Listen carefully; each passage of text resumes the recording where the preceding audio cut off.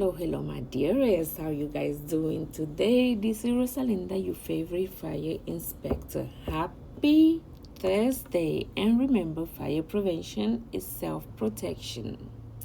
So welcome back to my channel.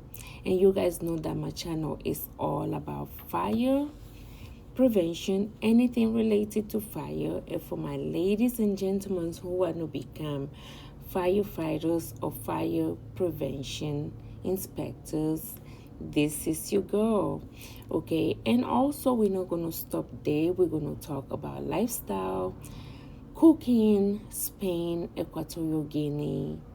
It's going to be great. So join this family. Please like and subscribe and share, because that helped me a lot. Okay, so today, do you guys know what we're going to talk about?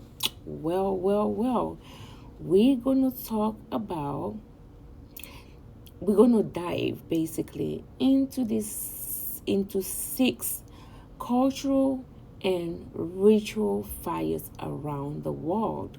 But do you guys know how long fire has been around? Since when? Did you guys know that fire has been around since the as early as the Silurian era? Okay, that means that, you know, when biological events were taking place in the world, which was 443 million years ago. And the oldest recorded history of fire that is recorded, that has been identified, is since 420 million years ago, since the Silurian era. Okay, so we're gonna deep dive into 6 cultural and ritual events around the world that use fire. Okay, fire ritual events that use fire. And the first one is Spain. Okay, Spain, Hogueras de San Juan, which usually take place on the 23rd of June, which for us is the first day of summer and is the first day of everything in Spain.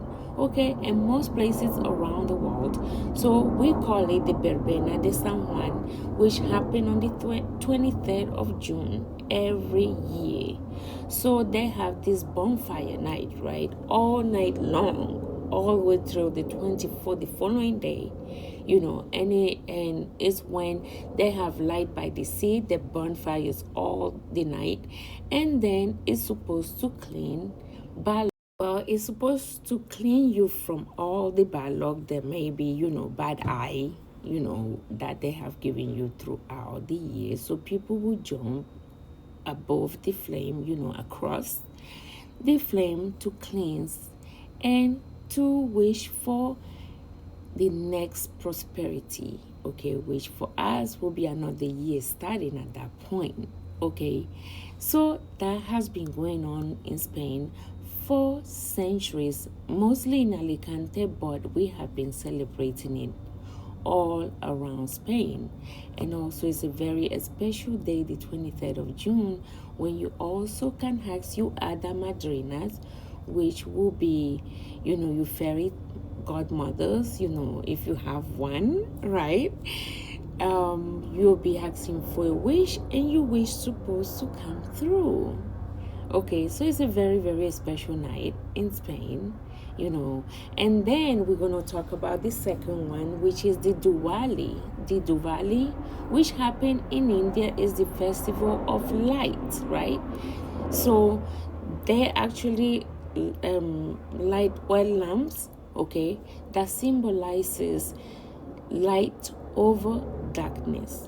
So as you can see, many cultures actually celebrate, because light signify a lot of things around the world. Okay, so that's the Diwali. So now we're going to go to the Celtic neo-paganism tradition, which usually, you know, happens in the Baltics in Europe, right, marking the beginning of summer. And you guys know that in the Roman days, in the Roman Empire, they used to also do that, where they will light bonfires, to celebrate also the beginning of summer with massive, massive, massive, massive bonfires, right?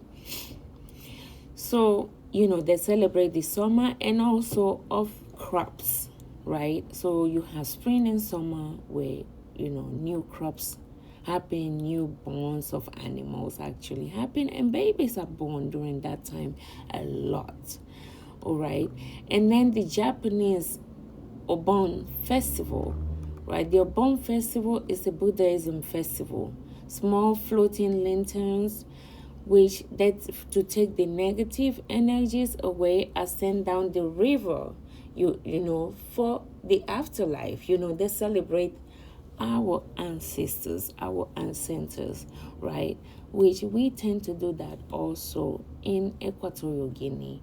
But in this time, we actually, and of course, Equatorial Guinea, we have almost similar traditions which comes into honoring our ancestors as the Japanese and most countries in Asia, Like for us, we will have like cook with fire and speak into the fire close to the resting place of our ancestors when we're doing a festival, a fire festival.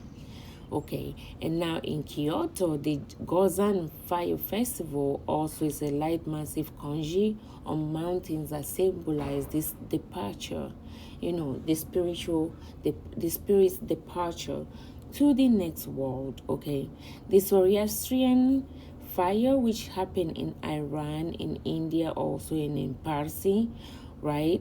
It's also fire is a sacred symbol that signifies purity and wisdom. Purity and wisdom. So they light fires, And I think because you can see through the fire, most cultures around the world will use it as a symbol that signifies something within that culture.